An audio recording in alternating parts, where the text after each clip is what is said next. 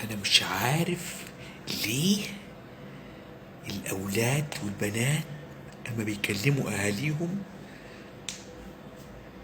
في بينهم ولاد الأدب ما بيتكلموش باحترام ولا بيسمعوهم ولا بيتفاهموا معاهم ولا عايزين ياخدوا بكلامهم ولا يتفاهموا ولا يتناقشوا.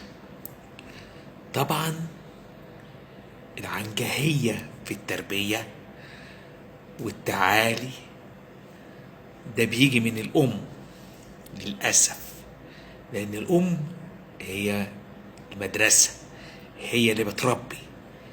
وطبعا الأم بتاخدها حلوانة في سلوانة وعلى طول تقول لك أنا بغسل وبطبخ وشايلة البيت. طبعا دي حركات. الستات زمان في مصر كانت ستات محترمة، إنما التناحة والمناحة ومش قادرين أبدا يتحملوا مسؤولية، حركات. وطبعا الرجالة هم اللي شايلين البلا والطين.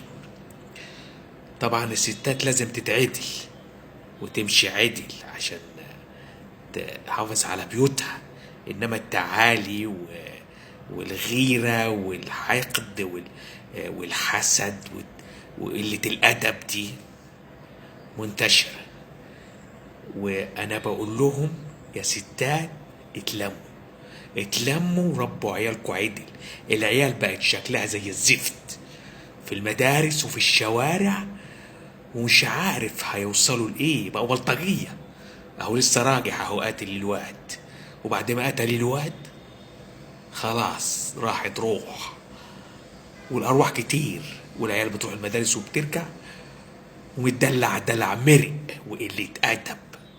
أنا بقول لهم اتلموا يا عيال، مش دي مصر أبدا اللي عندها أولاد وبنات.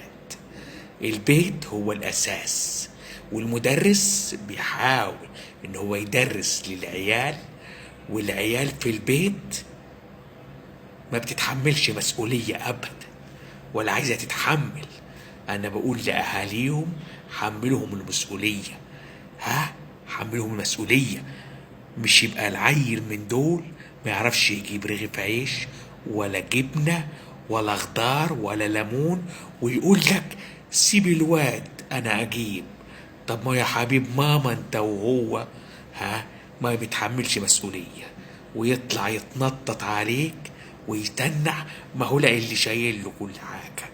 فين المسؤولية؟ لا بيغسل الطبق ولا بيشيل حاجة اللي هو واكلها ولا اللي قاعد فيها ولا بيوضب اوضته. والستات والرجالة بيشيروا ورا العيال ويقول لك عيالي ما يتحرموش، ما بيتعلموش المسؤولية ابدا. عشان كده العيال طالعة بايظة وفاسدة، واحنا بنشوف الشوارع وفي المدارس. انا بقول لكم اهو، اذا ما كنتوش تتلموا مش هتتقدموا. والمسخرة اللي كل واحد في اجازة نايم لغاية الساعة 2 يفطر يقول لك انا في اجازة. ما تصحوا بدري. هتتقدموا ازاي وانتوا قاعدين متنحين قدام التلفزيونات وقدام المسخرة اللي انتوا بتعملوها؟ دي مسخرة وقلة ادب. الدول اللي بتتقدم لازم ان هي تكون كويسة وصح. صحصحوا للعيال، صحصحوا، اتعدلوا يا مصريين.